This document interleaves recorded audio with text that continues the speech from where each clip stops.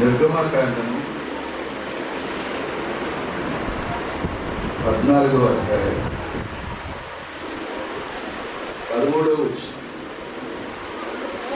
అందుకు మోషే, భయపడకుడి, యెహోవా మీకు నేడు కలుగచేయు రక్షణ మీరు ఊరకనే నిలిచి నిల్చుడి. మోషే, భయపడకుడి, యెహోవా మీకు కలుగచేయు రక్షణ మీరు ఊరకనే నిలిచి నిల్చుడి. మీరు నేడు చూచిన ఐగుప్తులను ఇక మీదట మరి ఎన్నడూ చూడరు. 2వ దానియేలు గ్రంథము 7వ అధ్యాయము 1-2 వచనాలు.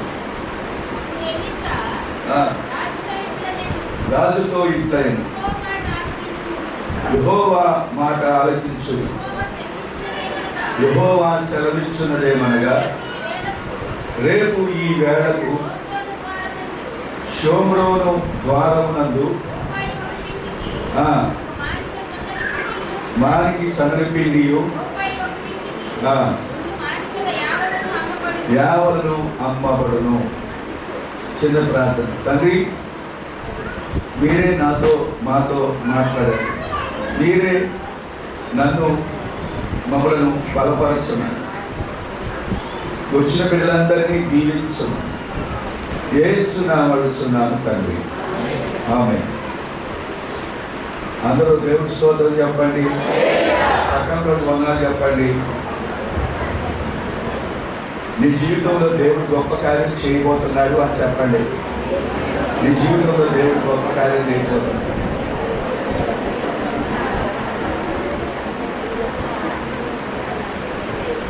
ప్రభు, దేవుడు నిన్ను ప్రేమిస్తున్నాడు అని చెప్పండి. Jesus loves you. నేను ఏదో కొద్దిగా ఆదరణ కలిగే విధంగా, మీరు బలపరచబడే విధంగా 2 విషయాలు చెప్తారు. ఒక అరగంట అది, ఒక అరగంట ఈ వాక్యము. ఇశ్రాయేలు యొక్క జీవితంలో మోషే పలికిన మాట, ఆ విశ్వాసపు మాట, విశ్వాసముతో కూడిన ప్రవచించదు. సరే, దేవుని బిడ్డలా, మన జీవితము ఎల్లప్పుడూ మనము ఓడిపోయిన వారం కాదు. మనకు జయ జీవితాన్ని ఇవ్వటానికి దేవుడు ఎల్లప్పుడూ సిద్ధంగా ఉన్నాడు. వాటమిని చాలామంది జీర్ణించుకోలేదు. వాటమి నీ యొక్క భవిష్యత్తును నిర్ణయించదు. ప్రతి ఒక్కరూ వాటమి పాలైతే మీరేమి వాటమి ఎదుర్కోవడం తప్పుగాను. వాటమి ఎందుకు వచ్చింది, నేను ఎందుకు ఓడిపోయానని పరీక్ష చేసుకుని విజయం గుండా పరిగెత్తకపోవటం తప్పు. వాటమి ఎదుర్కొన్న తర్వాత అలాగే ఉండిపోవటం తప్పు. అయితే లేచి విజయం గుండా నువ్వు పరిగెత్తాలి. అప్పుడే నువ్వు జయాన్ని చూడగలవు. దేవుడి ఒక మాట, ఈ యొక్క భూమి మీద నరుల కాలము యుద్ధకాలము కాదా? మీరు గమనించరా? ఇదంతా మనము ఈ జీవితమే ఒక యుద్ధ భూమి. ఈ విశ్వాస జీవితము ఒక యుద్ధము లాంటిది. ఇది ఒక పోరాటం. మీరు చిన్నప్పుడు పిల్లవాడు కానీ ఆ పుస్తకాలతో కుస్తీ పడుతూ ఉంటాడు. ఒక పిల్లవాడు ఏడుస్తున్నాడట. ఏడుస్తూ ఉంటే ఒక డైలాగ్ వదిలేదంట. బ్రిటిష్ వాడు వచ్చి అన్యాయం చేశారు అన్నాడట. నీ బ్రిటిష్ వాడు ఏంటా, నీకు అన్యాయం చేయరా అంటే, నీ చదువు కనిపెట్టింది వాళ్ళేగా, నాకు ఆ బడికే వెళ్ళకుండా టీచర్తో తల్లు తినకుండా ఉంటే నాకు బాగుండు. ఇది ఒక పెద్ద బాధ. మనం అందరం కూడా స్కూల్కి వెళ్ళిన వాళ్ళమే, పుస్తకాలతో కుస్తీ పడిన వాళ్ళమే, పరీక్షల్లో రాసినటువంటి వారిని. ఇది ఒక మీరు చదువు అయిపోగానే ఉద్యోగంతో పోరాటం, ఉద్యోగం కొరకు పోరాటం చేస్తూ ఉంటారు. ఉద్యోగం అయిపోగానే వివాహం. మరి భార్యాభర్తలు ఇద్దరు 2 సంవత్సరాలు 2 సంవత్సరాలు బాగానే ఉంటారు. తగాదాలు ప్రారంభమవుతాయి. అది కొద్దిగా అండర్స్టాండింగ్ వచ్చిందిరా అంటే మీరు పిల్లలను కంట్రోల్ చేయలేక అదొక వేదన, అదొక బాధ. చివరికి పిల్లల యొక్క భవిష్యత్తు కోసం అదొక పోరాటం. పిల్లల భవిష్యత్తు అయిపోయిన తర్వాత వారి వివాహాల కొరకు, తర్వాత బీపీఓ, షుగర్ వచ్చో, అనారోగ్యత విషయంలో ఇదొక గొప్ప పోరాటం. మీరు ఎప్పుడైనా నరుల కాలము యుద్ధ కాలము వంటి కాలము కాదా ఉంటాడు. నిజమే, జీవితం అంతా యుద్ధ భూమి. మనం ఎల్లప్పుడూ నువ్వు యుద్ధ భూమిలో ఉన్నావనే సంగతి, ఒక సమస్య తీరిపోతే ఆగిపోద్దా? మళ్ళీ ఆ సమస్య అయిపోయిన తర్వాత మరొక సమస్య వచ్చుద్ది. మీరు ఎప్పుడు ఎదుర్కొన్నారు? జీవితకాలం అంతా కూడా సమస్యలతో మనం వెళ్ళాలి. దేవుడు మన దేవుడు ఎవరు అంటే నిర్గమకాండం 15వ అధ్యాయము 3వ వచనంలో యెహోవా యుద్ధశూరుడు, యెహోవా అని ఆయనకు పేరు. మన దేవుడు ఎవరు అంటే యుద్ధశూరుడు, అంటే శూరత్వము కలిగిన వాడు. ఆయన మన పశ్చిమగా యుద్ధం చేసేవాడు. ఈ విషయాన్ని మర్చిపోవద్దు. ఈ మాట అన్నది ఎవరు అంటే మోషే ఈ మాట పలికాడు. మోషే నువ్వు ఎలా పలకగలిగావు ఈ మాట అంటే, నేను దేవుడు హోరేబు కొండ దగ్గర నాకు ప్రత్యక్షమయ్యాడు. ఇశ్రాయేలు విడిపించడానికి నేను వెళ్తే పరోపక్షముగా నేను పంపను అన్నాడు. అయితే దేవుడు పరోపక్షముగా యుద్ధం చేశాడు. మా పక్షంగా ఫరోతో యుద్ధం చేశాడు, ఇశ్రాయేలుతో. ఆయన శూరుడు, ఆయన అని అక్కడ రుజువు చేసుకున్నాడు. 10 అద్భుతమైన కార్యాలు ఆ దేవుడు జరిగించాడు. ఎర్ర సముద్రం వద్ద భయము గొలిపేటటువంటి ఆశ్చర్యము కలగజేసే విధంగా ఎర్ర సముద్రాన్ని 2 పాయలు చేశాడు. ఇటొక మంచు గడ్డల్లాగా, ఇటొక మంచు పర్వతంలాగా, మధ్యలో మాకు ఆరిన నేల, హైవే లాగా. ఒక రాత్రికి రాత్రే ఇశ్రాయేలు మేము ఇద్దరి నుండి అద్దరికి దాటేసాం. మేమైతే దాటాము అదే సముద్రము నుండి. ఐగుప్తీయులందరూ అదే సముద్రంలో మునిగి చచ్చిపోయారు. భీతి కొలిపే ఒక తూర్పు గాలి ఆ సముద్రం మీద వీచిందట. మన దేవుడు ఎవరో తెలుసా? ఆయన యుద్ధశూరుడు, యెహోవా యుద్ధశూరుడు. ఆయన యెహోవాను ఆయనకి పేరు అని మోషే ఈ మాట పలుకుతున్నాడు. మోషే కల్లారా, ఇశ్రాయేలు కల్లారా, దేవుడు తన ప్రజల పక్షంగా ఆయన అద్భుతాలు ఆశ్చర్యమైన కార్యాలు చేస్తాడు అనే సంగతి ఎవరు మర్చిపోకూడదు. నీ పక్షంగా దేవుడు యుద్ధశూరుడుగా లేస్తాడు. మన దేవుడు నిశ్శబ్దంగా ఉండడు. 2వ మాట చెప్తున్నాను, దేవుడిగా మోషే అనుభవించాడు కాబట్టి, చూచాడు కాబట్టి దేవునికి ఆ పేరు పెట్టాడు. అందులో చప్పట్లు కొడదాం ఒకసారి. నీ జీవితంలో కూడా దేవుడు నువ్వు ఏ సమస్యలో ఉన్నావో ఆ సమస్యలన్నింటిలో నుంచి దేవుడు నిన్ను విడిపించగలడు. ఒక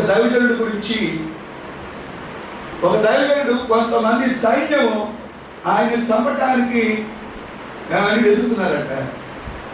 అంటే తరుముతున్నారు ఆయన్ని. ఆయన పరిగెత్తి గబుక్కుని ఒక గుహలోకి వెళ్ళిపోయాడు. సైనికులు వెతుక్కుంటూ ఆ గుహ దగ్గరికి వచ్చారు. దేవుడు చెప్తున్నాడట దైవ సేవకుడితో, నువ్వు భయపడద్దు, నేను నిన్ను కాపాడుతాను. నా సెలవు లేకుండా ఒక్క వెంట్రుక కూడా ఊడిపోవటానికి వీల్లేదు. ఇశ్రాయేలును కాపాడే దేవుడను నీకు తోడుగా ఉండాను. నువ్వు 100 సైన్యము నిన్ను వెంటాడినా నిన్ను ముట్టలేరు. అవును, అవునా ప్రభా? అవునా? ఏంటి నాయన? గుహలో దూరాడట. అది చాలా సాలి గూడిలాగా ఉందట. ఆ యొక్క గూడిని తప్పించుకుని వెళ్ళిపోయాడు. ఎప్పుడైతే ఆ గుహలోకి వెళ్ళాడో సాలి పురుగులకు దేవుడు ఆజ్ఞాపించాడు. 10 పురుగులు వచ్చేసి వల అల్లుతున్నాయంట. వల అల్లేసేస్తున్నాయి. ఈ లోపలికి వెళ్ళిపోయాడు. టక్ టక్ టక్ బూట్ల శబ్దాలు, సైనికుల బూట్ల శబ్దాలు ఇతనికి వినబడుతూ ఉంటే, ప్రభా వచ్చేసాడు, నేను దొరికిపోయాను, నేను అయిపోయాను, నన్ను పట్టుకుంటాను, ఇప్పుడే నేను చచ్చిపోబోతున్నాను అన్నాడు. చూడా, నిన్ను కాపాడేవాడిని నేను, నీకు తోడుగా ఉన్నాను, నువ్వు భయపడొద్దు, ఏ హాని నీకు రాదు అని చెప్తున్నాడట దేవుడు. ఒక ప్రక్కన ఆయన వాగ్దానాన్ని జ్ఞాపకం చేస్తున్నాడు. ఈ లోపల దేవుడు ఒక సైనికుడు చెప్పినట్ట, ఇదిగో ఈ గుహలోనే ఆ వ్యక్తి ఉన్నాడు అని ఒకరంటే, మరొక అన్నాడట, చూడ గీత కలిసి వెళ్తాడుగా. ఇప్పుడు చూడు, సాలిగుడి గూడి కట్టేసి ఉంది. వాడికి వెళ్తే ఈ గూడి చెదిరిపోవాలి. ఆ గూడేమో బాగా కట్టబడి ఉంటే నువ్వు దీంట్లో ఉండడం, నువ్వు సమయం వేస్ట్. పక్కన కూడా అన్నాడంట, నిజమే పిచ్చోడు, నువ్వు దీంట్లో ఉన్నాడంట ఏంట్రా మనకు అని రెండోడు అన్నాడంట. వెంటనే ఈ సైనికులు దాటి మరొక గుహలో చూసుకుంటా వెళ్ళిపోతున్నారట. దేవుడు ఎలా కాసింది తెలుసా? దేవుడు స్తోత్రం చెప్పండి. ఇశ్రాయేలీలు యుద్ధం చేస్తున్నారు. ఇప్పుడు ఇరాన్ దేశం ఇశ్రాయేలుకు భద్రశత్రువు. హౌతీలకు కానీ లేకపోతే ఆ ప్రక్కన హమాస్ తీవ్రవాద అందరికీ ఆయుధాలు ఇచ్చి ఎగ్గొచ్చేది వాళ్ళే. ఇరాన్ అధ్యక్షుడు ఒక సమయంలో విదేశీ శాఖ మంత్రి ఇద్దరు ఏమని చెప్పారో తెలుసా? ఇజ్రాయెల్ దేశం భూమి మీద లేకుండా చేస్తాం, ఆ ప్రపంచ పటంలో లేకుండా చేస్తాం అన్నారట.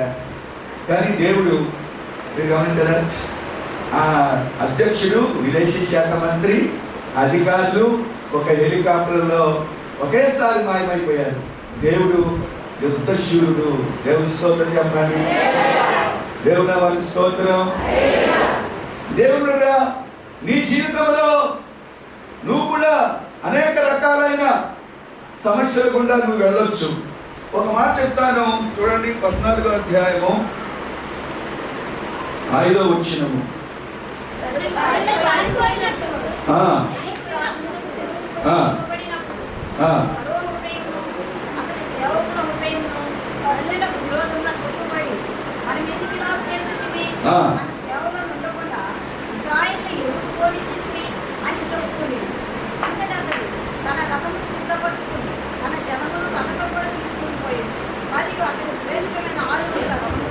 దేవుని నామానికి స్తోత్రం చెప్పండి.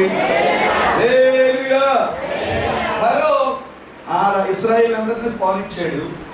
తర్వాత వాళ్ళందరూ కూడవలుకుని మనము బానిసలుగా మళ్ళా తీసుకుని వద్దాం, వాడిని వదిలేయకూడదు అని 600 రథాలు గుర్రాలని సైనికులు వేసుకుని వాళ్ళు వస్తూ ఉంటే దుమ్ము ఆకాశాన్ని అంచినట్టుగా ఉందట. ఎదరేమో ఎర్ర సముద్రం, వెనమాలేమో మరో సైన్యం. ఈ మధ్యలో ముందొక నొయ్యి వెనుకొక పొయ్యి. ముందుకు వెళ్తేనేమో వెళ్ళలేకపోతున్నాం, వెనక్కేమో సమస్య పరిష్కారం కావట్లేదు. ఇలాగే ఉంది. మొట్టమొదట దేవుడుగా ఫరో సైన్యము దేనికి గుర్తు అంటే,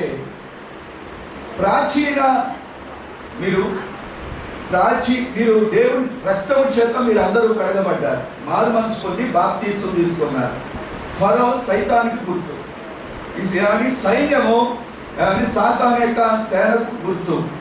దేవుడిగా నువ్వు దేవుని సన్నిధి నుండి రక్షించబడిన తర్వాత మరలా నిన్ను పట్టుకోవడానికి ఎప్పటిదాకా ప్రయత్నం చేస్తాడు అని అంటే, నువ్వు ఈ భూమి మీద తుది శ్వాస విడిచేంత వరకు.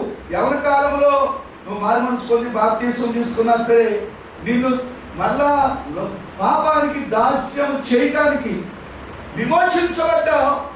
మళ్ళా విమోచించబడ్డ నిన్ను మళ్ళా పాప దాస్యత్వంలోనికి తీసుకుని వెళ్ళటానికి సాతానుడు ప్రయత్నం చేస్తూనే ఉంటాడు.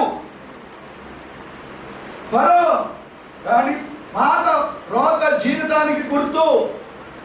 నీ జీవితంలో తాను నిలుచుదని చెప్పువాడు పడిపోకుండా జాగ్రత్తగా కాపాడుకోవాలి. యవన కాలము కాదు అమ్మా, యవన కాలంలో లేకపోతే మిడిల్ ఏజ్లో వృద్ధాప్యంలో కూడా పడిపోవచ్చు. పడిపోకుండా నీ యొక్క దేవుడు నిన్ను విమోచించాడు, నిన్ను తన రక్తముతో కడిగాడు. నువ్వు ఎప్పుడూ కూడా పరిశుద్ధ జీవితాన్ని నువ్వు జీవించాలి. పాపాన్ని జయించిన వ్యక్తులుగా ఉండాలి. పాపాన్ని జయించాలి అంటే వాక్యాన్ని ఎక్కువగా వినాలి, ప్రార్థన ఎక్కువగా చేసుకోవాలి, పరిశుద్ధాత్మతో నింపబడుతూ ఉండాలి. మీరు గమనించారా? ఆ యొక్క ఫరో సైన్యము అహ్మదా మాస్టర్ గారు సైతాను నన్ను భయంకరంగా ఆత్మీయ పోరాటంలో ఓడిపోతున్నాను అనేక మంది అంటూ ఉంటారు. ఆత్మీయ జీవితంలో నేను ఓడిపోతున్నాను, జై జీవితం లేదు, నా తలంపుల్లో జై జీవితం లేదు, నా యొక్క ప్రవర్తనలో జై జీవితం లేదు, జై జీవితం కోసం ప్రార్థన చేయండి అనేవాడు కనిపించట్లే. మూడవది, ఎదరేమో ఎర్రసముద్రం సమస్యల సుడిగుండంలో మీరు ఎమ్మలేమో సాతానుడు పాపం చేయించడానికి ప్రయత్నం చేస్తున్నాడు. ఎదరేమో అనేక రకాలైన సమస్యలు, పిల్లలతో సమస్య, అనారోగ్య సమస్య. మీరు పరిశుద్ధ జీవితం జీవిస్తున్నావా?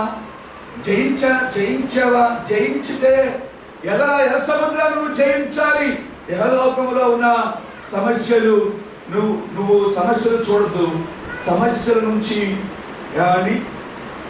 విజయాలు ఇవ్వగలిగిన యేసు వైపు చూడు. దేవుని స్తోత్రం చెప్పండి. యేసు ప్రభు సముద్రం మీద నడుచుకుంటూ వస్తున్నాడు, నువ్వు ఆయన వైపు చూడు. నీ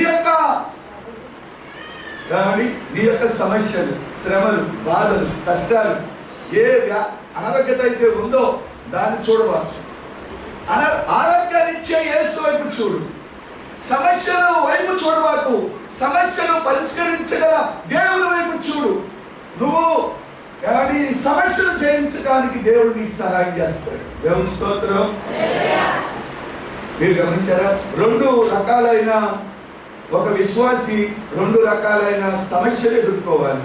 ఒకటి సాతాను తను నువ్వు ఏదైతే నువ్వు వ్యభిచారం నుండో, లేకపోతే త్రాగు నుండో, లేకపోతే చీపాక నుంచో, లేకపోతే టీవీలో సినిమాలు, సీరియల్స్, జబర్దస్త్ షోలు నుండి దేవుడు నిన్ను రక్షించుకున్నాడు, నిన్ను విమోచించాడు.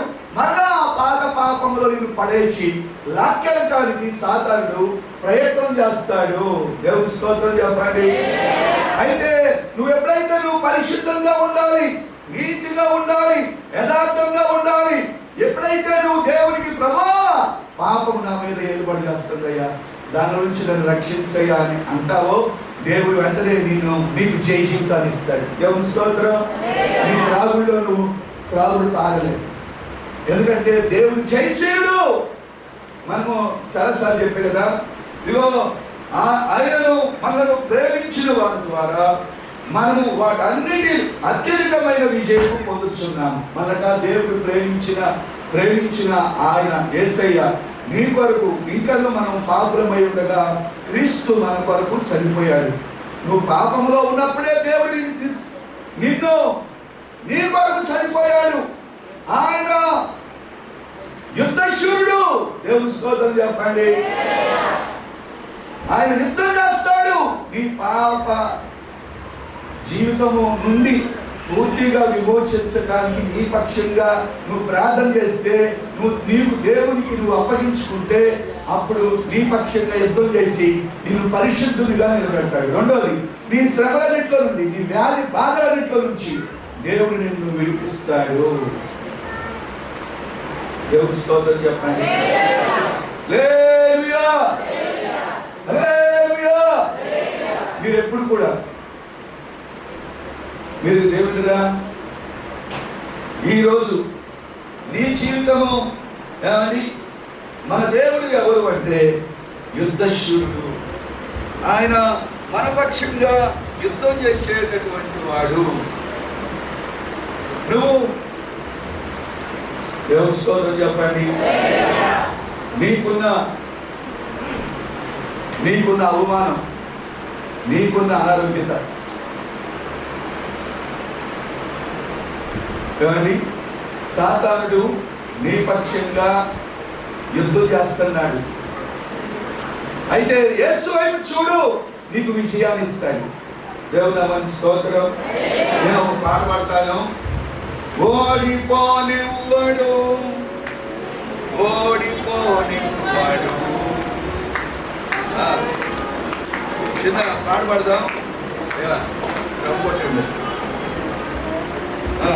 ఓడిపోనివ్వడు యేసయ్యా, ఓడిపోనివ్వడు, ఓడిపోనివ్వడు యేసయ్యా, ఓడిపోనివ్వడు. ఓటమి తప్పని రోజైనాను ఓడిపోనివ్వడు. చెయ్యి దాటిపోయిన స్థితులైనాను అసలోడిపోనివ్వడు. ఓటమి తప్పని రోజైనాను ఓడిపోనివ్వడు. చెయ్యి దాటిపోయిన స్థితులైనాను అసలోడిపోనివ్వడు. ఓడిపోనివ్వడు యేసయ్యా, ఓడిపోనివ్వడు, ఓడిపోనివ్వడు యేసయ్యా, ఓడిపోనివ్వడు. వందమందుండగా ఓపికతో సాగాలిగా, ధైర్యం మరొనిండగా పరుగగా సాగాలిగా. వందమందుండగా ఓపికతో సాగాలిగా, ధైర్యం భ్రమలో నింపగా పరుగగా సాగాలిగా. దుర్యోధనకే ఈ ప్రయాణము ఉన్నత పిలుపులకు బహుమానము. దుర్యోధనకే ఈ ప్రయాణము ఉన్నత పిలుపులకు బహుమానము.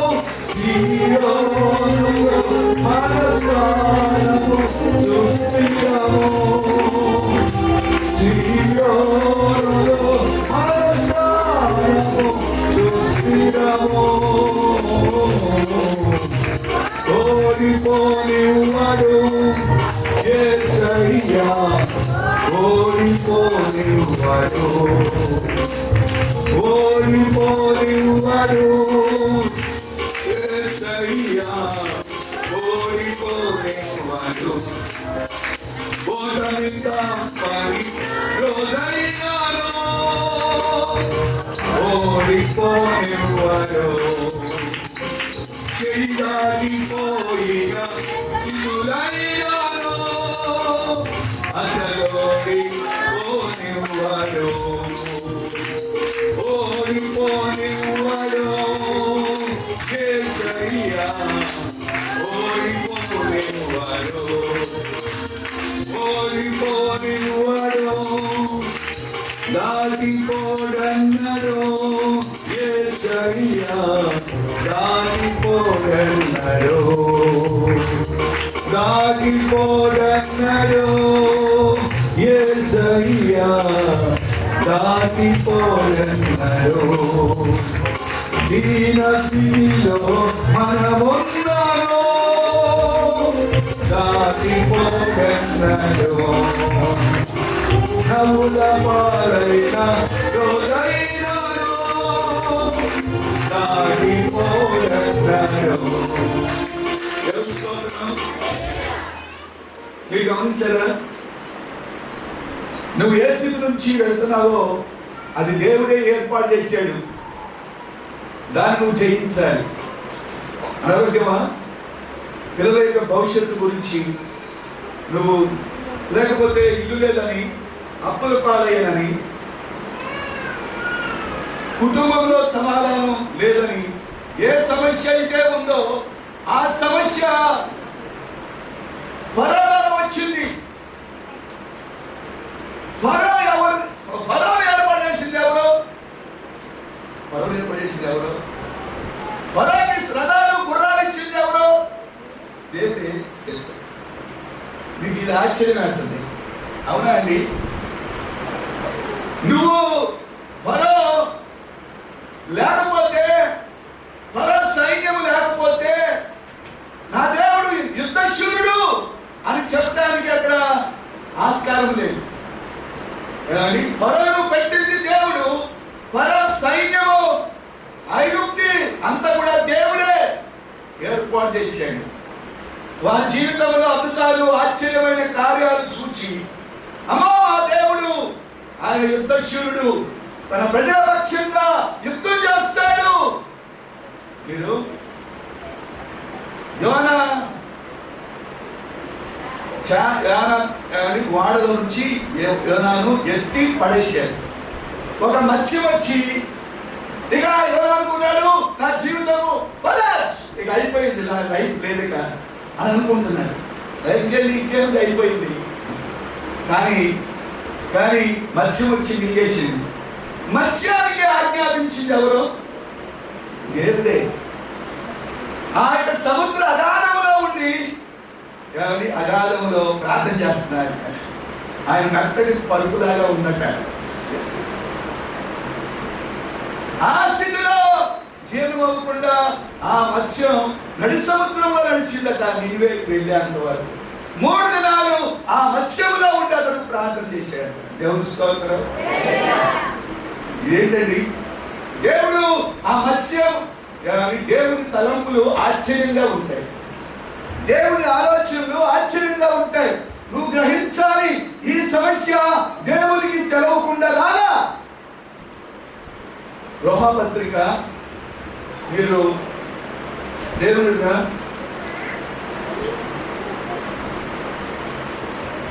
9వ అధ్యాయం 17వ వచనం.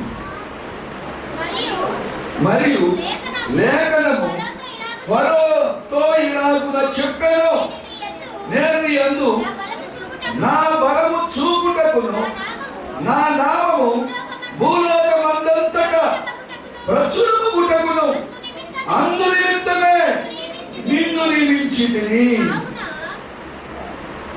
మీరు గమనించారా? నిన్ను నియమించింది అందరి నిమిత్తమే, నా నామము భూలోకములో అత్యున్నతమైన నామముగా ఎంచబడటానికి. ఫరోతో దేవుడు చెప్తున్నాడు, మోషేతో దేవుడు చెప్పాడు, ఫరోతో దేవుడు చెప్తున్నాడు, ఫరోని నిన్ను నియమించింది నేనే. నీకున్న అవమానం కానీ, నీకున్న సమస్య కానీ, ఏ సమస్య నీకున్న అనేక మంది ఆయా రీతులకు చెప్తూ ఉంటారు, అది దేవుడు ఏర్పాటు చేసింది. దేవుని సెలవు లేకుండా ఏది జరగలేదు. దేవుని నామము నీ ద్వారా. అమ్మా, సమస్య వస్తేనే ఇక్కడికి వచ్చి నువ్వు సాక్ష్యం చెప్పగలవు.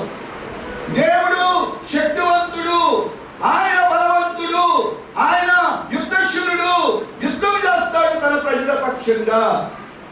మీరు ఇక్కడ సాక్ష్యం చెప్తున్నారు కదా, దేవుడు ఆ సమస్య పరిష్కరించబడిన తర్వాత ఈ స్థలానికి వచ్చి మీరు సాక్ష్యం చెప్తున్నారు. అందుకే మీరు గమనించారు, మీకున్న అవమానం దేవుడు నియమించిందే. మీ పిల్లలు నీ మాట్లాడలేదా, అది దేవుడు నియమించిందే.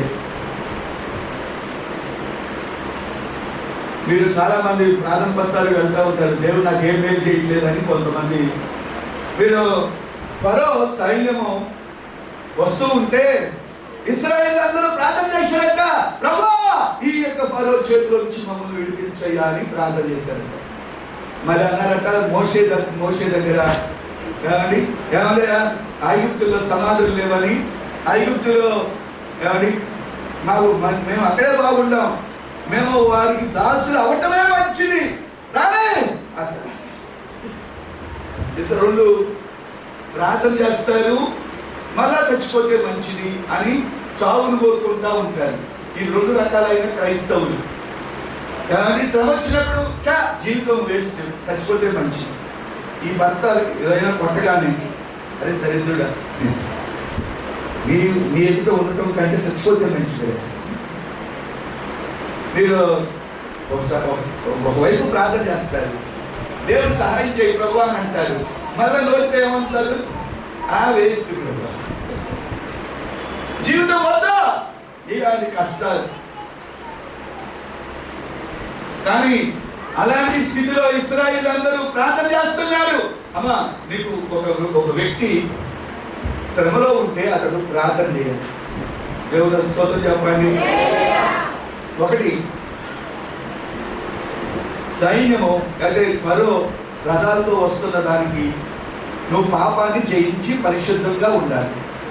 2వది, ఎప్పుడైతే నువ్వు పరిశుద్ధంగా ఉంటావో నీతిమంతునికి కలుగు ఆపదలు కానీ ఆయన వాటన్నిటిలో నుంచి వారిని విడిపిస్తాడు. నీతిమంతునికి కానీ ఆపదలు అనేకములు, ఒకటి కాదు అనేకమైన వస్తూ ఉంటాయి. వాటి నుంచి తప్పించేది కూడా దేవుడే. నువ్వు నీతిమంతుడు, ప్రతిరోజు నువ్వు పవిత్రపరుచుకుంటూ ఉండాలి. ప్రతిరోజు నీవుగా దేవునికి లోబడుతూ ఉండాలి. నువ్వు పరిశుద్ధంగా నీ జీవితాన్ని నువ్వు కట్టుకుంటే అన్నింటిలో నుంచి దేవుడే నీ పక్షంగా విడిపిస్తాడు. 2వది, మోషే ఏమనుకుంటుంది తెలుసా? మోషే చదివిన భాగం ఒకసారి చదవండి. భయపడకుడి, యెహోవా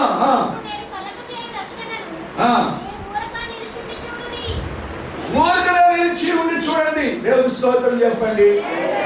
చెప్పండి, నోదరవండి చెప్పండి, దేవుని స్తోత్రం చెప్పండి, దేవుని స్తోత్రం. మీరు చేయబెట్టే కూర్చుని కామం కూర్చోండి. నువ్వు కనుక శబ్దం చేస్తే ఆయన కామ్ అయిపోతాడు. నువ్వు కనుక నువ్వు శబ్దం చేయకుండా కాము కూర్చో. చాలా మంది బీపీలు పెంచేసుకుంటున్నారు, షుగర్ లెవెల్ పెంచేసుకుంటున్నారు, కోట్లాట్లో గందరగోళం. నువ్వే నీ వల్ల వచ్చింది, నీ వల్ల భర్తలు అన్నారు, భర్త ఏమో భార్య అంటారు, ఇద్దరు కలిసి కొడుకును కూతురు పెడతా ఉంటారు. అందుకని శ్రమగా ఉంటే నువ్వు ఓరకనే నిలిచి ఉండి చూడు. అమ్మా, ఏం చేయాలి? ఇది మోషే గారు దేవుడు చెప్పమన్నాడండి, వారిని ఇశ్రాయేలును ధైర్యపరిచయ్యా అని మోషేతో దేవుడు చెప్పాడా? చెప్పలా. మోషేనే ఆ మాట పలుకుతున్నాడు యథావిధిగా. పిచ్చోళ్ళారా, దేవుడు దిగొస్తాడా అంటే దేవుడు దిగిరాడు. దేవుడు వచ్చి నీ పక్షంగా యుద్ధం చేస్తాడా అంటే కనిపిస్తాడు ఆయన. ఆయన ఒకే ఒకసారి కల్వరి శిలువలోనికి దిగి వచ్చాడు. తర్వాత ఇంకెన్నడూ కనబడలా. ఐగుప్తు దేశంలో దేవుడు దిగి వచ్చాడట. ఇశ్రాయేలును రక్షించడానికి, ఇశ్రాయేలు నడిపించడానికి దిగొచ్చాడు అనే మాట.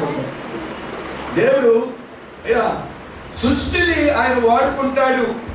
గాలి ద్వారా ఇశ్రాయేలు సముద్రం పాయలవటానికి సృష్టిలో ఉన్న వాటిని దేవుడు వాడుకుంటాడు ఆయుధాలుగా. దేవుని స్తోత్రం. కొన్ని సమయాల్లో వడగండ్లు కురిపించి ఇశ్రాయేలు పక్షంగా జయించాడు. నీ కొరకు దేవుడు ప్రత్యక్షం అవ్వడం. నువ్వు కూడా యుద్ధం చేయాల్సిన అవసరంలా. నువ్వు చేయాల్సింది కాము కూర్చోవు. నువ్వు మౌనంగా ఉంటే దేవుడు క్రియ చేస్తాడు. నువ్వు శబ్దం చేస్తే దేవుడు ఊరుకుంటాడు. ఇది కాదు, నీ పక్షి నాకు లేదు. నీ సంగతి నువ్వు చూసుకో. నువ్వు దేవుడికి నీ యొక్క రాజ్యము, దేవుడు నీ పక్షంగా యుద్ధం చేయాలి అంటే నువ్వు కాముగా ప్రభువును చూసుకోవాలి. ఆయన మీద భారం వేసి కామ్ అయిపోవాలి. దేవుని స్తోత్రం.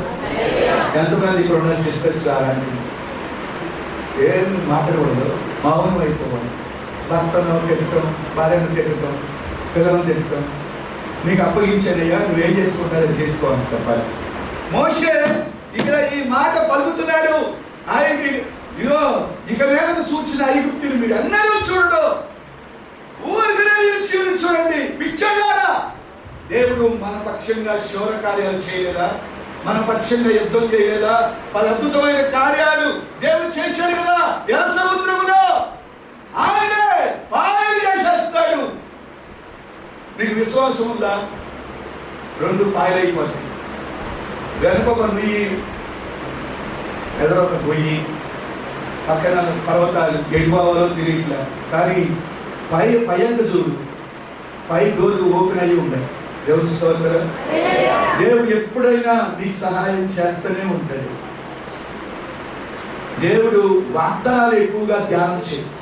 మోషే విశ్వాసంతో ప్రవచిస్తున్నాడు. దేవుడు మీ పక్షముగా గొప్ప కార్యాలు చేయబోతున్నాడు. మీరు ఊరికనే నిలిచి ఉండి చూడండి. ఐగుప్తుల మీద అన్నాడు ఎప్పుడు చూడరు. విశ్వాసపు పలుకులు పలుకు. నీ యొక్క కూతురు ఏదైనా దారి తప్పినట్టు ఉందా? నీ కొడుకు దారి తప్పినట్టుగా ఉందా? నా కుమారుణ్ణి నా తండ్రి కంటే నాకంటే విశ్వాసవీరునిగా దేవుడు చేస్తాడు. పాజిటివ్ గా మాట్లాడు, నెగిటివ్ గా మాట్లాడవాడు. దేవుని స్తోత్రం. విశ్వాసంతో పలుకు. ఆ విశ్వాసము మాటలే నీకు ప్రవచనాలుగా, నీకు శక్తినిచ్చేవి. దేవుడు నా భవిష్యత్తును ఆయన ఆశీర్వదిస్తాడు. నాకు మంచి ఉద్యోగం దేవుడు ఇస్తాడు, మంచి భర్తలు ఇస్తాడు, మంచి భార్యలు ఇస్తాడు. ఈ యొక్క అప్పులన్నిటినీ దేవుడు తీరుస్తాడు. నాకు చక్కటి ఆరోగ్యం ఇస్తాడు. లేనిది ఉన్నట్లుగా పలికేదే విశ్వాసం.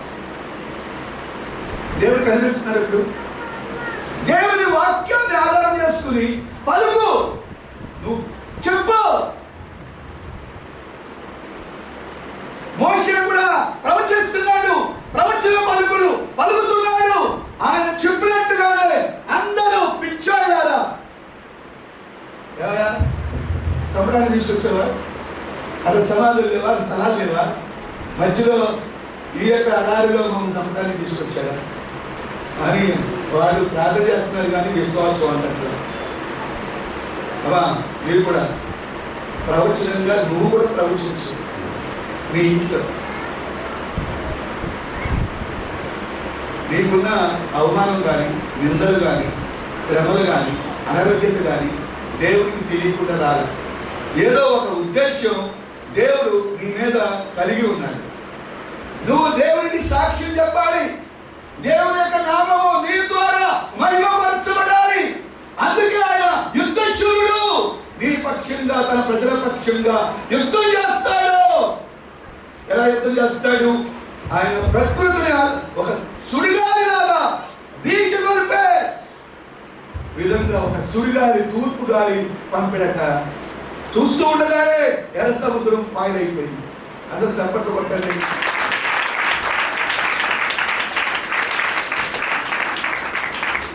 అద్భుతం. ఇశ్రాయేలు జీవితాల్లో చేసిన దేవుడు నీకు చేయగా. ఆ ఫరోను నియమించింది ఎవరన్నాను? ఫరోను నియమించింది ఎవరు? నేను నీకున్న శ్రమను నియమించింది ఎవరు? ఎవరో దేవుడే. అలాంటప్పుడు నువ్వు ఎందుకు కృంగిపోవాలి? దేవుని ఎలా అర్థం చేసుకుంటున్నావు? నువ్వు నీ జీవ మరణాలు నాలుక వశంలో ఉన్నాయి.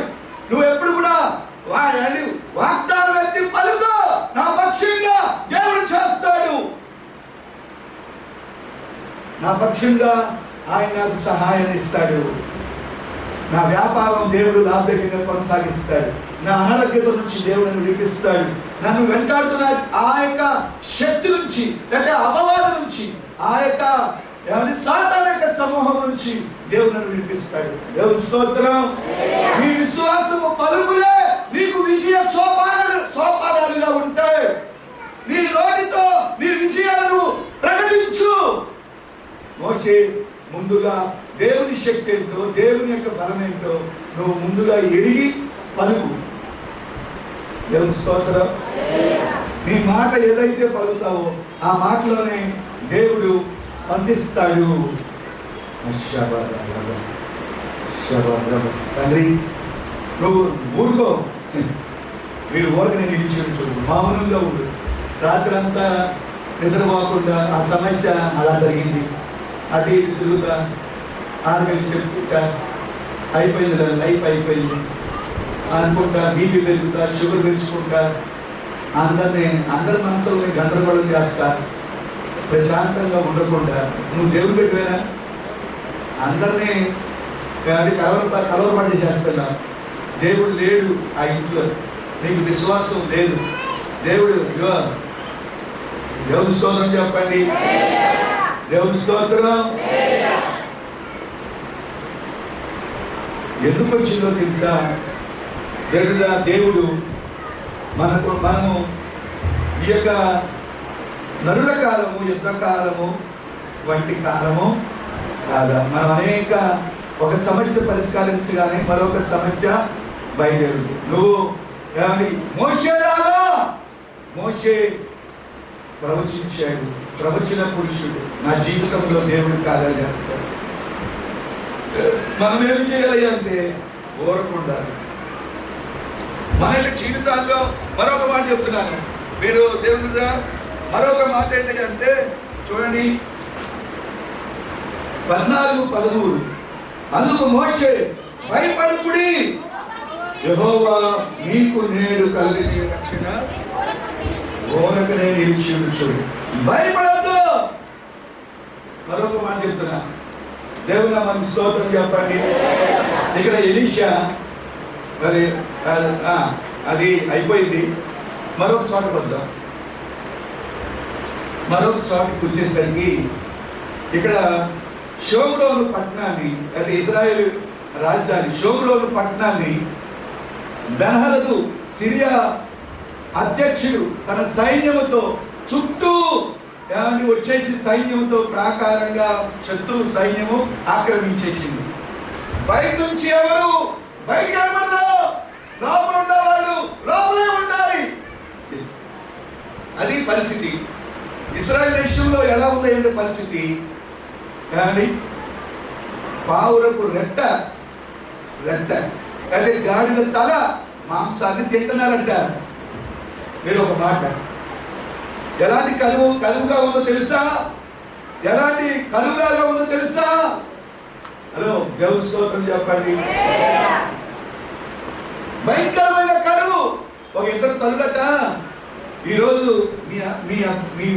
మీ అబ్బాయిని తిందాం, 2 రోజులు తర్వాత మీ బిడ్డను తిందాం అని ఇద్దరు తల్లులు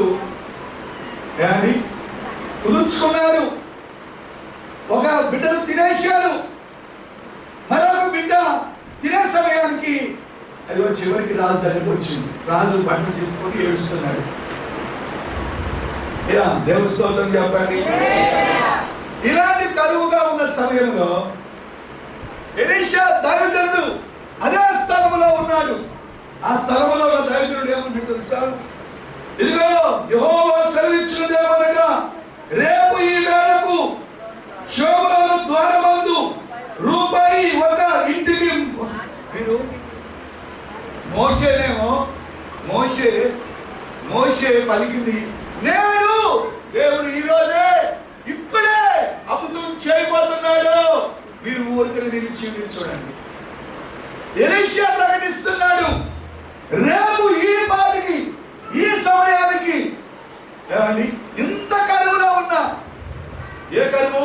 పిల్లలు తినేటటువంటి కరువు, గాడిద తల పావురపు రెట్ట తినేటటువంటి భయంకరమైన కరువు.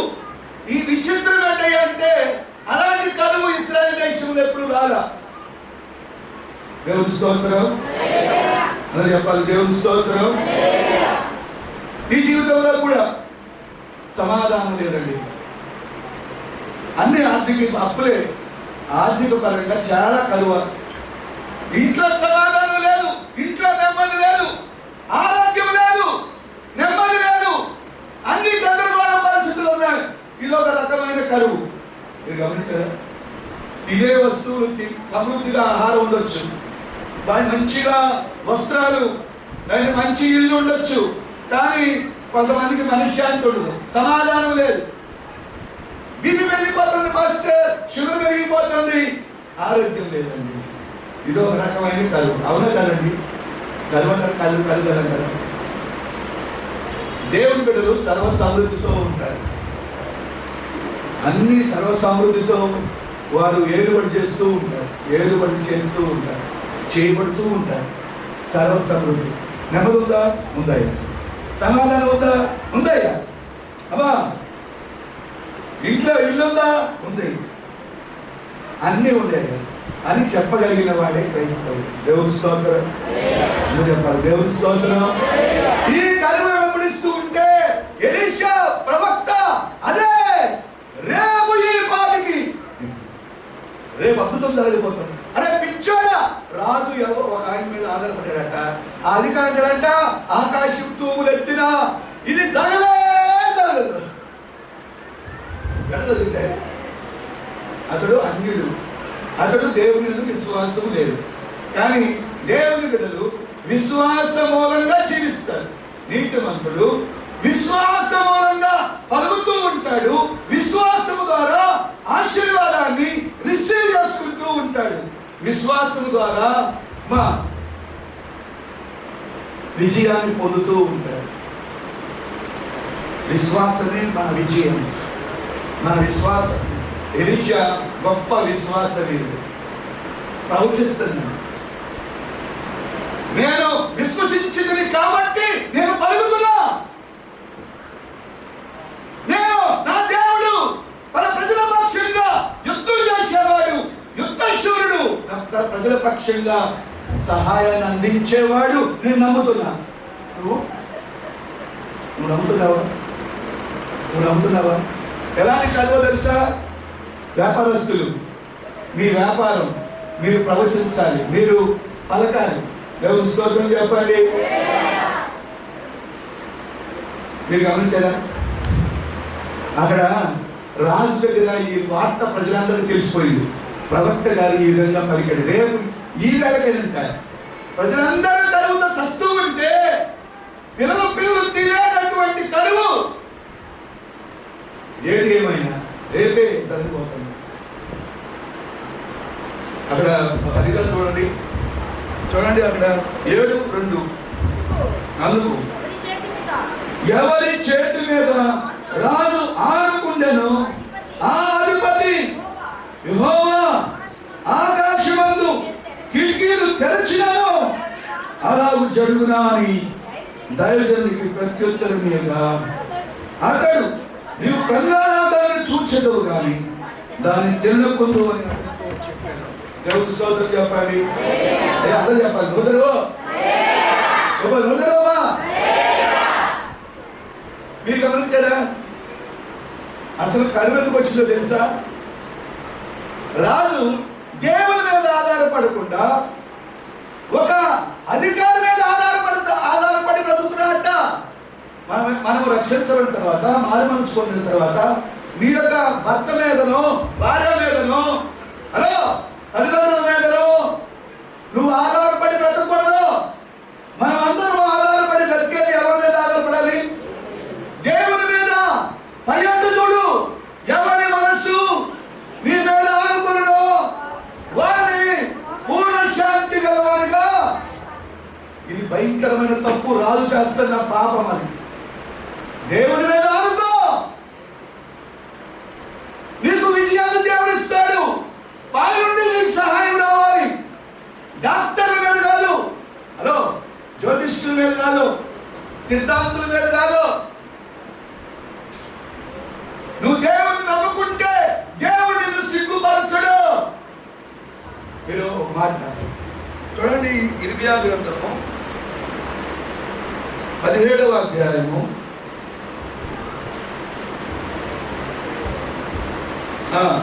5వ వచనం. యెహోవా ఇలాగు సెలవిచ్చుచున్నాడు, నరులను ఆశ్రయించి శరీరము తనకు ఆధారము చేసుకొనుచు తన హృదయమును యెహోవా మీద నుండి తొలగించుకున్నవాడు శాపగ్రస్తుడు. వారు ఎడారిలోని అరోహ వృక్షం వలె ఉండును. మేలు వచ్చినప్పుడు అది వారికి కనబడదు. వాడు అడవిలో కాలిన నేల యందును నిర్జీవమైన చెవిటి భూమి యందును నివసించు. యెహోవాను నమ్ముకున్న వాడు ధన్యుడు. యెహోవా వారికి ఆశ్రయముగా ఉండును. వాడు జలముల యొద్ద నాటబడిన చెట్టు వలె నుండును. అది కాలువల వరను దాని వేళ్ళు తన్నును. వెట్టగలిగను దానికి భయపడదు.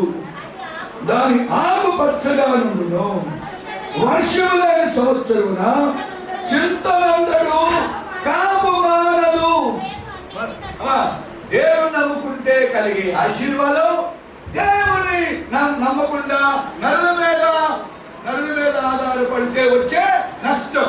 హలో, నువ్వు ఎవరి మీదైనా ఆధారపడితే నువ్వు ఎండిపోతావు. అలోహ వృక్షములారా ఎండిపోతావు. కరువు నీ జీవితంలో. దేవుని మీద ఆధారపడవయ్యా. భలే సిస్టర్, బ్రదర్, నువ్వు దేవుని మీద ఆధారపడు. జీవ జలమునైనా దేవుని మీద ఆధారపడి నువ్వు బ్రతకాలి. ఇక్కడికి వస్తారు కానీ నిద్రపోతారండి. అది వాళ్ళకి ఏం చెప్పాలి? అది ఎందుకు వస్తున్నావు సిస్టర్ అంటే, దేవుని మీద, వాళ్ళకి వాక్యం వినకపోతే నువ్వు గుడ్డోడివే, నీకు దారి తెలియదు. వాక్యం ఏం చెప్తుంది? దాని దేవుని కనుక నువ్వు నమ్ముకుంటే అది నీ నీటి కాలువల ఎవరనో నాటబడిన ఆ జలముల యొక్క నాటబడిన చెట్టు వలె అది కాలువల ఎవరనో దాని వేడుతాను. వెట్టగలను దానికి భయపడదు. అది ఆకు పచ్చగా ఉండదు. వర్షము లేని సంవత్సరమున దేవుని స్తోత్రం. హల్లెలూయా. నేను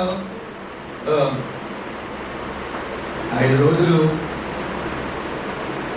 పగలంతా భోజనం చేయలే. అంటే చెప్పకూడదు. పగలంతా ఒక టీ ఇచ్చారు, రాత్రి 10:30కి భోజనం పెట్టారు. పగలంతా ఏది టిఫిన్ కానీ ఏది పెట్టు, ఏది తినలా. ఉపవాస ప్రార్థన చేసి వచ్చాను. నేనైతే అసలు నిలబడలేనేమో అని అనుకున్నాను.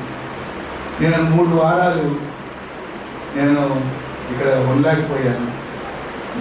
ఫిబ్రవరి నెలలో ఒకసారి, జనవరి లాస్ట్లో, మే నెలలో కూడా ఒకసారి ఒక 5 రోజులు ఉపవాసం ఉంది. పగలంతా ఏం తినకుండా రాత్రి 10:30కి వాళ్ళు భోజనం పెట్టారు.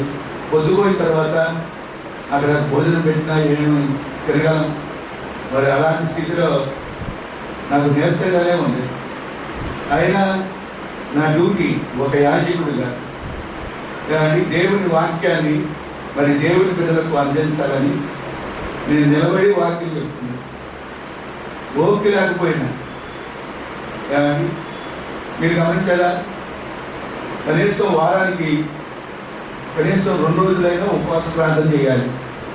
నువ్వు పరలోకానికి వెళ్ళాలి అంటే. ఒక్క ఊర తింటే ఊళ్ళో కోట్లని నాయ అంటదట.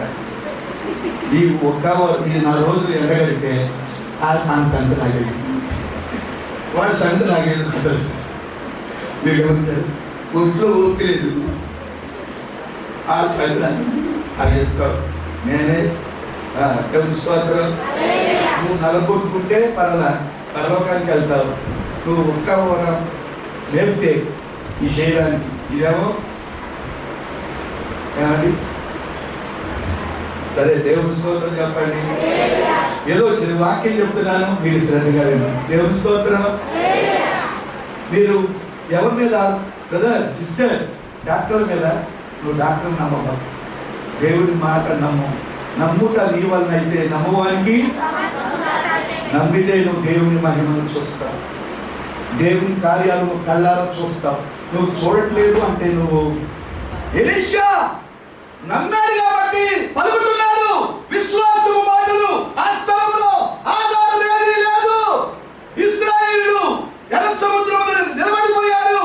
దేవుని శక్తి అంటూ దేవుడు తన పక్షంగా యుద్ధం చేసిన అవన్నీ జ్ఞాపకాన్ని తెచ్చుకొని, ఇదిగో నేనే ఇప్పుడే ఎర్ర సముద్రాన్ని పాయలు చేయబోతున్నాడు. మీరు ఊరికగా చూడండి. అమ్మ దేవుడు చెప్పాడా? పలుకు చెప్పు అని అందరూ చెప్పాడా? మోషేలో గొప్ప విశ్వాసం. నా దేవుడు ఎవరో తెలుసా? యుద్ధశూరుడు అనే మాట ఆయనలో ఉంది. నిన్ను తప్పిస్తాడు, నిన్ను విమోచిస్తాడు, నీ నీ సమస్యల నుంచి విడిపిస్తాడు అనే విశ్వాసంతో నువ్వు పలుకు పలుకు. ఏదైతే గుండెల్లో విశ్వాసం, నోటితో ఆయన వాగ్దానాల్ని పలుకు. నీకే సమస్య అయితే ఉందో దాని నుంచి దేవుడు నన్ను విడిపిస్తాడు, నా భర్తను మారుస్తాడు, నా పరిస్థితిని, మా ఇంటి పరిస్థితిని చక్కబెడతాడు. ఒక ఆయన అన్నాడు, మరి రేపు దేవుడి స్తోత్రం చెప్పండి. ఎవరి మీద ఆధారపడాడట? ఒక ఆయన మీద ఆధారపడాడు. అమ్మా, యెహెజ్కేలుని దేవుడు తీసుకెళ్ళి ఎముకల లోయలో నిలబెట్టాడట. యెహెజ్కేలు ప్రవచించు అన్నాడట. ఏంటిలాగా ప్రవచించాలి? ఈ ఎండిపోయిన ఎముకలు బ్రతకగలవా? అయ్యా, అది నీకే తెలుసు, నీకు తెలీదా? నాకు తెలీదయ్యా, ప్రవచించమని చెప్తా. నాకు తెలీదు కదా, చెప్పవయ్యా, పలుకు. ఇదిగో ఎండిపోయిన ఎముకలారా చెప్ప. దేవుడు ఆలకించా. యెహోవా మాట ఆలకించండి.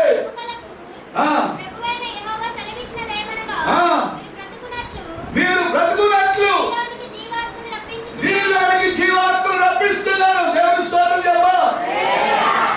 నీ పరిస్థితి ఏదైతే ఉందో దాని వైపు చూచి పలుకు.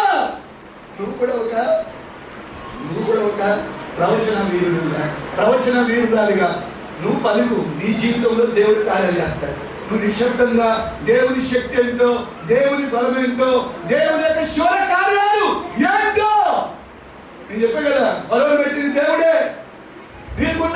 నీకున్న సమస్య దేవుని దగ్గర నుండే వచ్చింది. నీ విశ్వాసము ఎంత లెవెల్లో ఉందో తెలుసుకుంటానికి దేవుడిని పెట్టాడు. సరే, మీరు లేనిది ఉన్నట్లుగా పలికేది మోషే పలికేది. ఇక్కడ ఎలీషా గారు పలుకుతున్నాడు. రేపు ఈ వేళకి పిచ్చాడా ఆకాశ తూములు తెలిసినా అది అసాధ్యం. రూపాయికే బియ్యం అందరేమో మరి అమ్మా పంట వేయాలి.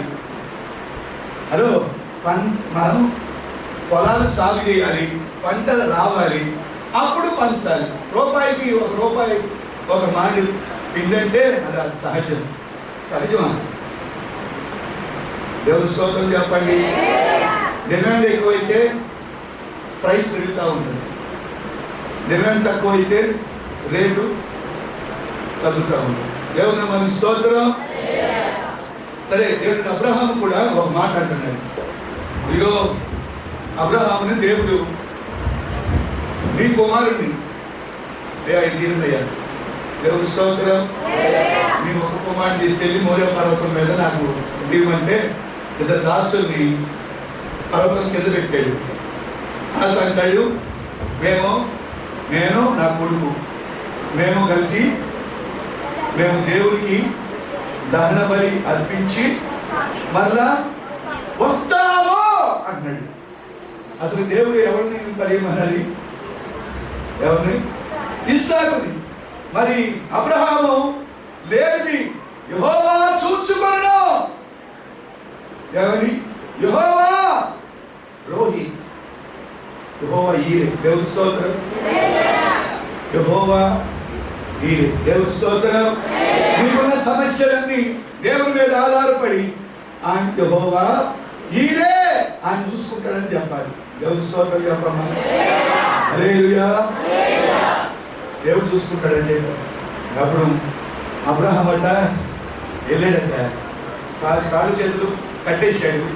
ఇస్సాకుని బలిపీఠం కట్టాడు. ఇస్సాకుని తీసుకెళ్ళి ఆ యొక్క కట్టెల మీద నిలబెట్టాడు. ఆయన ఉద్దేశం ఏంటి అంటే, నేను నమ్మిన దేవుడు నిజ దేవుడు, నా దేవుడు ఆయన తరాలు మారిన యుగాలు మారిన మారినవాడు, ఒకటే రీతిగా ఉన్న దేవుడు, ఇశ్రాయేలు జీవితాలు అద్భుతాలు చేసిన దేవుడు నా జీవితంలో చేస్తాడు. నిజదేవుడని గుర్తించాడు. అమ్మా అయినారా గుర్తించి నా కొడుకుని నేను నరికేసిన ముక్కలుగా చేసి దహన బలి కాల్చేసిన మరలా నా కుమారుని నాకు పుట్టించగలడు. బూడిదల నుంచి కూడా నా కొడుకుని పుట్టిస్తాడు. వీరు చాలా స్త్రీధనం నిలిచిపోయింది కదా, రుచి చక్రం ఆగిపోయింది. నీ వచ్చే ఈ సంవత్సరానికి నీ కవిట కుమారుడు ఉంటాడు. చాలా పక్కన ఉంటాడు. చాలా యెహోవాకు అసాధ్యమైన ఏదైనా కలదా? దేవునికి సమస్తము సాధ్యం. దేవుని స్తోత్రం. మీరు గమనించారా? ఈ మాటలు చదువుతుంటుంది ఎలా ఉరకలేయాలి. అవునా? మన దేవుడు నీలో గొప్ప సంతోషం కాదు. గుడ్డోడు కాబట్టి భర్తమయ్యి రోడ్డు పక్కన అనుకుంటున్నాడు. యేసుని పిలుస్తున్నాడయ్యా అన్నాడు. భయంకరంగా కాకేశాడు. అయితే అక్కడ మరిన వస్త్రం ఉంటుంది, అక్కడ అడుగు తినే ఆ వస్త్రం ముడిసేసి ఆ వస్త్రాన్ని అంతటినీ ముడిసేసి ఆ వస్త్రాన్ని దూరంగా పారేశాడంట. నేను ఇప్పుడైతే అడుగు తింటున్నాను, దేవుడు నాకు ఇచ్చేవాడిగా దేవుడిని చేస్తాడు. దేవుడు స్తోత్రం. ఇప్పుడు అనుకుంటున్నాను, ఇప్పుడు రేపు నన్ను ఇచ్చేవాడిగా నన్ను దేవుడు చేస్తాడు. అది గుడ్డివాడి యొక్క విశ్వాసం. దేవుడు నాకు కల్లిస్తాడు, దేవుడు ఇచ్చేవాడిగా దేవుడు చేస్తాడు. ఈ స్థలానికి నేను రాలేదా? అది విశ్వాసం. దేవుడి బిడ్డలు విశ్వాసం లేకనే అనేక ఆశీర్వాదాలు పోగొట్టుకుంటున్నారు. నాకు ఎవరు లేరండి, హలో నేను పేరుతానండి, పేదలకు అరువు, నాకు ఎవరు నన్ను చూసుకోవట్లేదండి, నన్ను ఎవరు ఆదరించట్లేదండి. పాస్టర్ కూడా కనీసం ఫోన్ చేయండి, అమ్మా ఎలా ఉన్నావు, శాంతి ఎవరిని అన్నామని ఎలా ఉండవు, పాస్టర్ కూడా పట్టించుకోడండి. దేవుని స్తోత్రం, దేవుని స్తోత్రం చెప్పండి. మరొక మాట చెప్తున్నా. సరే ఈ పరిస్థితి ఏమండి అలా ఉంటే, అమ్మా నేను త్వరగా నేను ముగించేస్తున్నా, ఇంకొక 10 నిమిషాల్లోనే. మీరు చెప్పంటారా వద్దంటారా? 2వ రాజుల గ్రంథం చదవండి ఒకసారి. సరే అయితే 4వ వచ్చింది. అక్కడ 4 కుష్ఠరోగులు ఉన్నారట. 4 కుష్ఠరోగులు అక్కడ గవిని దగ్గర ఉంటారట. అమ్మా హలో, వాళ్ళలో ఒక తలంపు ఏంటంటే, మనం ఊళ్ళోకి వెళ్తే చచ్చిపోతాం. ఊళ్ళో భయంకరంగా ఒకరు తినేటటువంటి కరువు. మరి మనకు ఆహారం పెట్టేది ఎవరు లేరు. మనము ఊళ్ళో ఉన్నా చచ్చిపోతాం. మనం అదే ఊరు బయటికి వెళ్తే ఆ యొక్క సిరియల్ దండు ఉంది. ఒకవేళ వాళ్ళ చేతిలో చచ్చిపోవటమే మంచిది.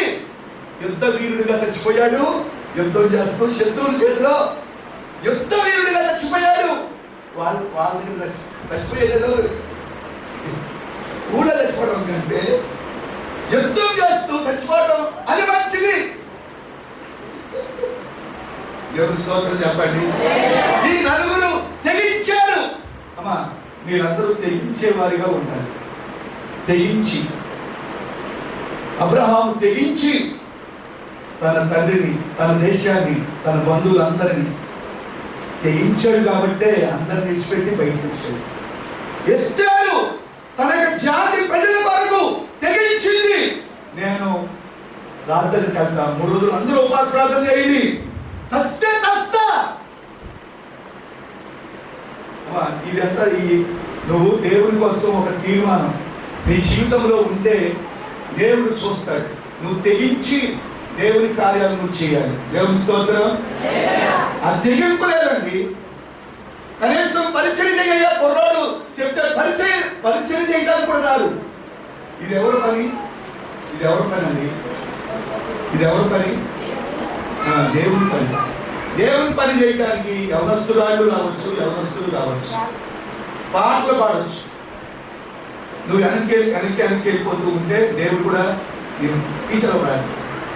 నువ్వు పనికి రావు, నీ జీవితం వేస్ట్ అయిపోతుంది. దేవుని పనిలో ఎవరైతే ఇంట్రెస్ట్గా పాల్గొంటారో దేవుడు వారిని ఆశీర్వదిస్తాడు. దేవుని స్తోత్రం. హలో, దేవుని స్తోత్రం చెప్పు.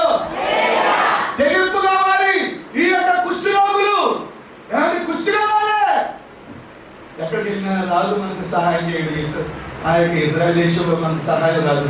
చస్తే ఆ శత్రువుల దగ్గరే ఏడో చావబడి కాలే చావబడుతున్నాయి. మనకు శత్రువులు రాలే కదా. మీరు చచ్చిపోయాడు, కుష్ఠరోగునైనా సరే. మీరు అలాంటి తలంపు దేవుడి కోసం ఉపాసం ఉన్న మా తల్లి అంటే ఉపాసం ఉండరు. ప్రార్థన చేయిన మా తల్లి అంటే ప్రార్థన చేయరు. ఇక యవనస్తులు ఉపాసం ఉండాలి. షుగర్ బీపీలు ఉన్న వాళ్ళు రోజు కనీసం వారానికి ఒక రోజైనా చేయాలి. షుగర్ బీపీలు లేవు, అమ్మ ఉపాస ప్రార్థన చేస్తున్నాం. ఏమి 3 పూటలు తింటానండి, రోజుకి 10 గంటలు నిద్రపోతానండి. ఇంకా కూడా అక్కడ పడుకునే వాళ్ళకి, తినే వాళ్ళకి, పడుకునే వాళ్ళకి షుగర్ తొందరగా వస్తాయి. భయంకరంగా పడుకుని తిండి తినేవాళ్ళు. దేవుని స్తోత్రం చెప్పండి, దేవుని స్తోత్రం చెప్పు.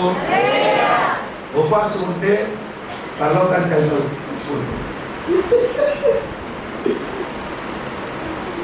చచ్చిపోయేదా ఇక్కడ ఉంటా భూమి మీద. ఎవరు నువ్వు ఆదర్శకుడి కన్నా నువ్వు టైం అంటే పైన అంటే. దేవుని స్తోత్రం చెప్పు. అందరూ చప్పట్లు కొట్టడం ఒకసారి.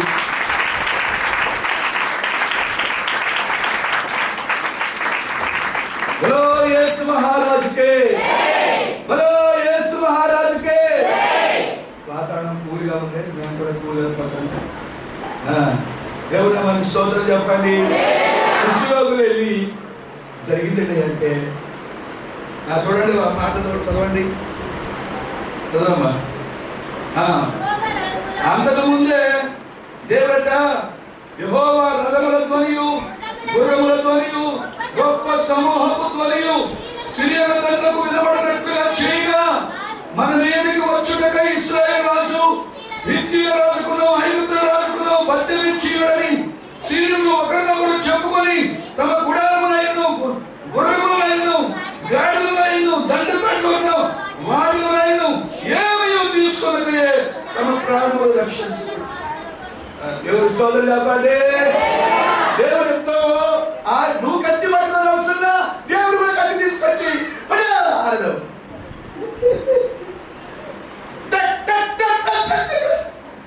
భయంకరమైన సైన్యం మీదకు వచ్చినట్టుగా శబ్దాలు వచ్చేసినట్టు.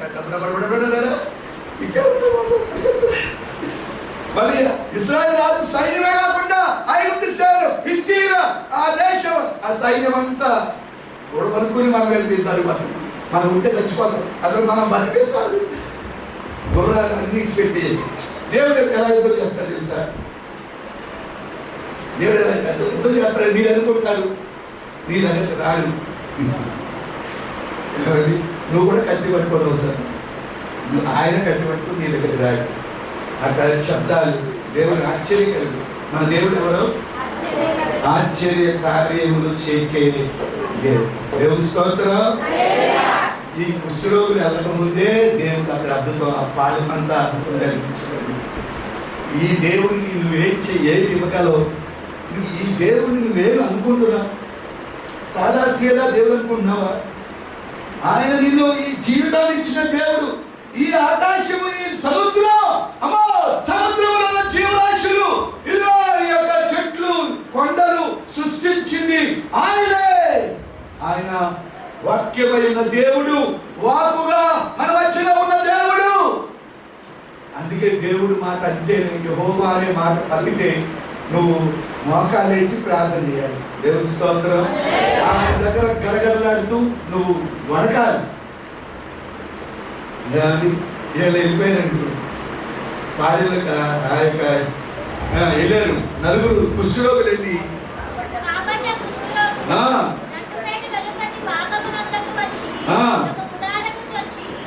గుడారములకు వచ్చి అదవరు కాదు తిన్నారు. ఇంకా టిఫను, కనీసం కానీ భోజనం, చపాతీ ఏమీ లేదు. అంతా దరిద్ర స్థితిలో, ఆహారం లేని స్థితిలో. అబ్బా ఆ పాడులో గుడారం దగ్గరికి వెళ్ళినట్ట అబ్బో కావలసిన భోజనం అందరూ వండుకుంటున్నప్పుడే దేవుడు ఆ శబ్దాలు సంధి చేయట్లాగా ఉందట. కానీ అందరూ వండుకొని తిందాం అనుకుని ఆ భోజనం పానీయాలన్నీ కూడా సిద్ధం చేసేసుకున్నారు. దేవుని స్తోత్రం చెప్పండి. దేవుని స్తోత్రం. ఈరోజు ఎలా ఉంది నీ హృదయం?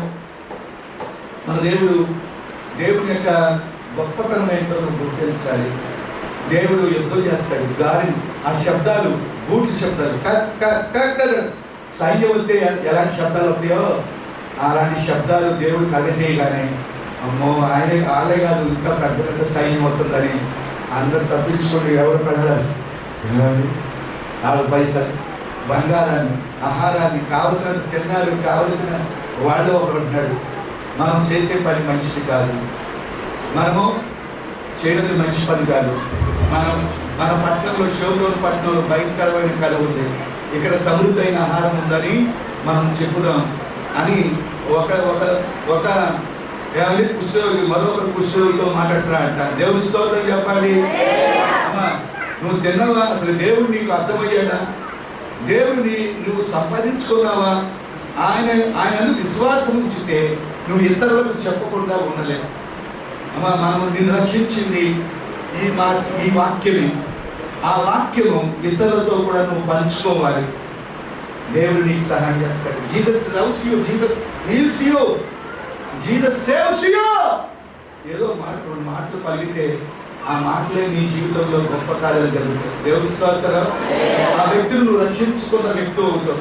అపార్ట్మెంట్స్లో ఉంటున్నావు, వ్యాపారానికి వెళ్తున్నావు, ఉద్యోగాలకు వెళ్తున్నావు, నీ తోటి ఉద్యోగస్తుడితో కానీ ఉద్యోగస్తురాలతో కానీ దేవుడు నిన్ను రక్షిస్తాడు, దేవుడు నిన్ను విడిపిస్తాడు, నీ దేవుడు గొప్పవాడు అని 2 మాటలు కలిగితే దేవుని స్తోత్రం చెప్పండి.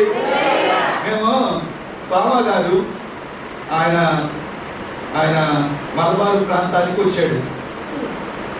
సౌత్ ఇండియా మీరు గమనించారా? కేరళ, అలాగే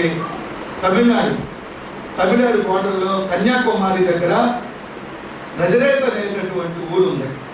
నజరేత్ అనే ఊరు ఇజ్రాయెల్ దేశంలో ఉంది, మన ఇండియాలో కూడా నజరేత్ అనే ఊరు ఉంది. మేము ఆ ఊరికే వెళ్ళాము. ఆ ఊరిలో అందరూ క్రైస్తవులేనట. తోమా గారు అడుగుపెట్టిన ప్రతి ప్రాంతము క్రైస్తవ గ్రామాలుగా అవి మారిపోయాయట. 80% కాదు, 90% క్రిస్టియన్సే అని చెప్తున్నారు. దేవుని బిడ్డలండి, వాళ్ళు దేవుని యొక్క శ్రేష్టత ఏంటో, దేవుని యొక్క విలువ ఏంటో వారు గుర్తించారు. నజరేత్ అనే ఊరిలో ఎక్కడ చూసినా చర్చిలే, ఎక్కడ చూసినా గొప్ప దైవ సేవకులే. దేవుడా, నువ్వు చెప్పకపోతే ఎవరు చెప్తారు? ఏమండి, వినందే విశ్వాసం కలగదు, అవునా కదండి? మరి వినందే, మరి చెప్పేవారు కలగాలి, చెప్పేవారు ఉండాలి కదా. ఈ కుష్ఠరోగులు, అమ్మా నేను బలహీనను దేవుడు వాడుకుని బలవంతులను సిగ్గుపరుస్తాడట. బలహీనను దేవుడు వాడుకుంటాడు. నువ్వే కావాలి దేవుడికి. ఇతరులకు ఒక మాట దేవుడు అడిగినటువంటి విగ్రహార్థంలో ఉన్న వారికి 2 మాటలు చెప్పొచ్చు కదా. దేవుడు రక్షకుడు. హలో పాస్టర్ గారు, నువ్వే చెప్పాలి. నన్ను తీసుకెళ్ళండి, సుప్రాధం పెట్టండి, మైక్ పెట్టండి, అక్కడైనా సువార్త చెప్తాను. దేవుని స్తోత్రం అందరూ చెప్పాలి. దేవుని స్తోత్రం. ఇప్పుడు ట్రంప్ రాబోతున్నాడు. ట్రంప్ ఎప్పుడైతే అమెరికా అధ్యక్షుడు అవుతాడో జెరూసలేములో ఆలయం కట్టబడింది. జెరూసలేములో ఆలయం కట్టబడింది అంటే 3వ ప్రపంచ యుద్ధం వచ్చేసినట్టే. 3వ ప్రపంచ యుద్ధం రావచ్చు. కాబట్టి ఇప్పుడే అంత్యక్రీస్తు ఛాయ కనిపిస్తూ ఉంది. అంత్యక్రీస్తు త్వరలోనే రాబోతున్నాడు. మరి ఈ యొక్క అంత్యక్రీస్తు రాకముందే యేసయ్య రహస్య రాకడ వచ్చేస్తుంది. యేసయ్య రహస్య రాకడ వచ్చిన తర్వాత ఆ దేవాలయంలో పందిని అక్కడ నెలకొల్పుతారు. పంది ఇశ్రాయేలుకు అపవిత్రమైన జంతువు, అలాగే ముస్లిమ్స్ కూడా అపవిత్రమైన జంతువు.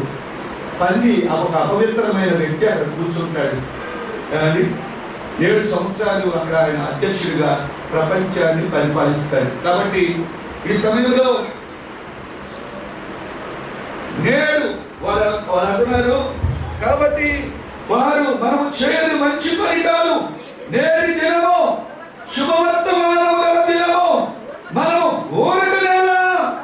తెల్లవారు వరకు మనం ఇక్కడ ఉండలేదా? ఏదైనా ఒక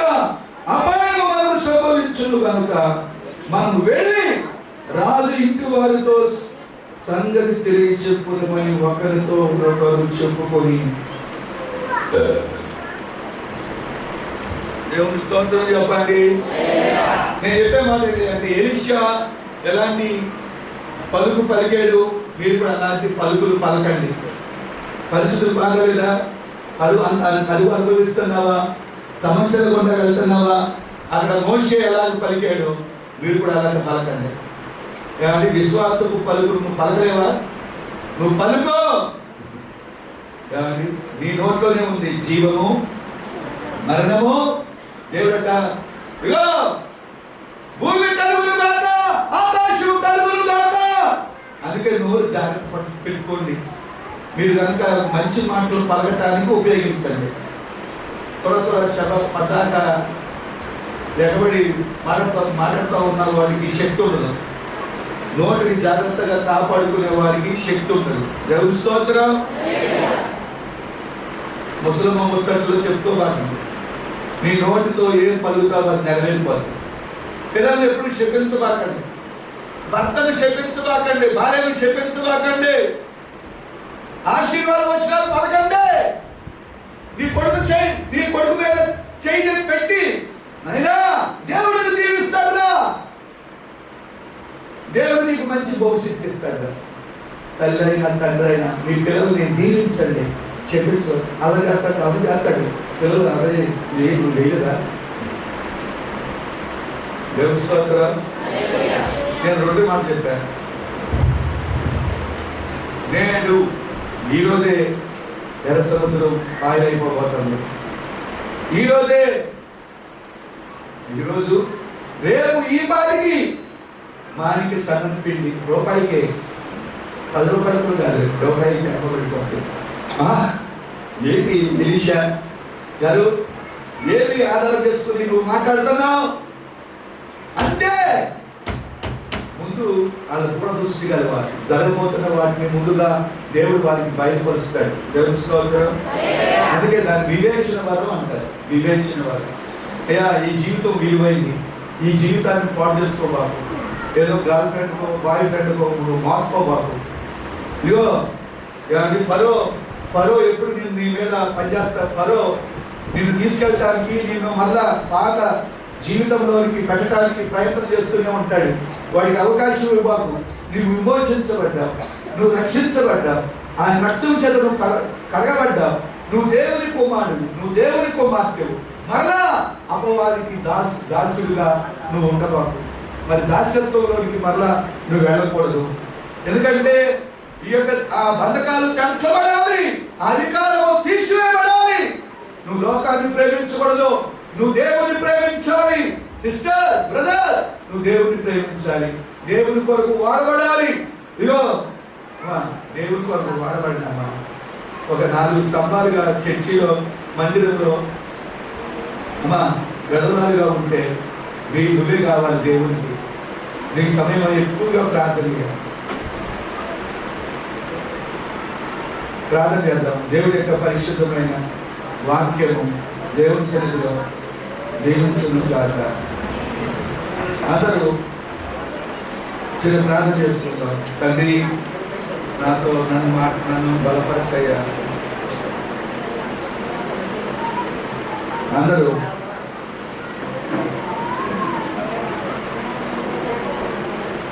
యేసయ్యా, నేను సమస్య వైపు చూస్తున్నాను. సమస్య నుంచి విడిపించగల దేవుడు నీ వైపు నేను చూడలేదు. అయ్యా, నా యొక్క వ్యాధి నిమిత్తం చూస్తుంది, సమస్యల సుడిగొండంలో నన్ను పడేయబడ్డాను. ఈ సమస్యల నుంచి నన్ను విడిపించాను. యేసు యేసు అందరూ నోదర ఉన్నానా? నోదర ఉంది. కొద్ది నిమిషాలు నోదర. యేసయ్యా చెప్పడమా?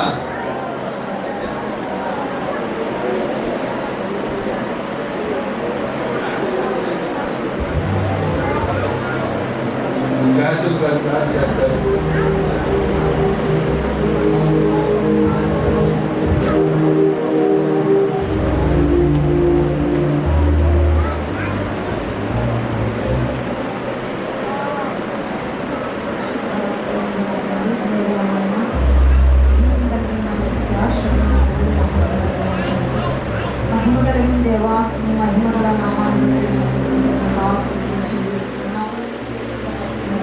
పెట్టి వాడుతున్న ధనాన్ని బట్టి మీకు స్తోత్రాలు స్తోత్రాలు స్తోత్రాలు స్తోత్రాలు స్తోత్రాలు నాయన గొప్పదేవా. ఆశ్చర్యకరుడా అద్భుతకరుడా ఈ ఆరాధన వరకు నడిపించారు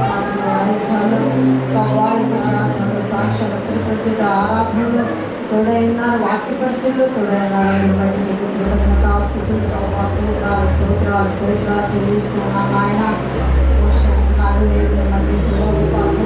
చేస్తాడు ఆయన నేను అనుగ్రహించే రక్షణ ఓరతని చూడంటున్నాడు ఆయన.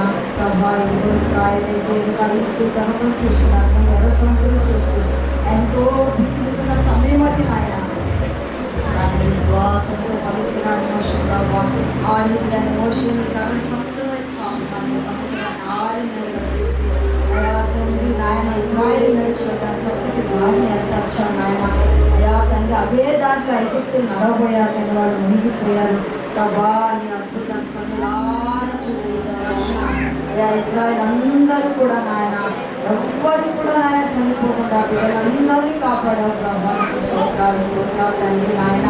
అలాగే జీవితంలో ఎదురవుతున్న సమస్యలు చూసి దిగిపోతున్నాం అయ్యా, ఉనికిపోతున్నాం. ఏంటో ఏం జరిగిపోతుందో పరిస్థితి అనుకుంటూ నిజమే నాయన. అలాంటి ఆయన ఈ శక్తిని బలబలాన్ని దుష్టుడు అయిన దేవుడు బలవంతుడైన దేవుడు అని అనుకున్నాం కానీ హృదయాల్లో తగిన విశ్వాసం కలిగిన బట్టి అనుకోలేకపోతున్నాం. లేదు ఆయన అయ్యా మాకు క్షమించండి. విశ్వాసాలు అవిశ్వాసాలు క్షమించి ఆయన సందేహాత్మక స్థానాలు క్షమించి ఆయన వాడి కొడుకున్నాడయ్యా. వాడి కొడుకున్నాడయ్యా. ఆయన రూపాయలకి సన్నటి తెలియదు అయా. సన్నటి రూపాయలకి మనకి ఎవరు అమ్మబడితే ఉంటున్నాడు ఆయన. అయ్యా పరిశుద్ధుడా ఆకాశం ఉట్టినా కూడా ఆయన జరుగుతున్నాడు. రాగే చెప్పినది రానుకున్నాడు. అయ్యో నా తల్లి ఆదిత్యుడైతే అలా మాట్లాడినప్పుడు నువ్వు కళ్ళారా చూసుకోగానే తెన్నే అని చెప్పి అంటున్నాడు ఆయన.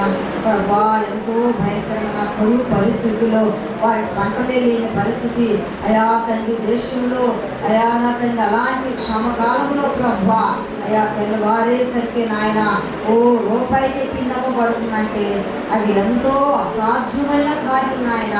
ఆయన దయచేసి నోటి మాట చొప్పున ప్రభా నీవు అద్భుతం జరిగించావు నాయన. ఆశ్చర్యకార్యాలు జరిగించావు నాయన.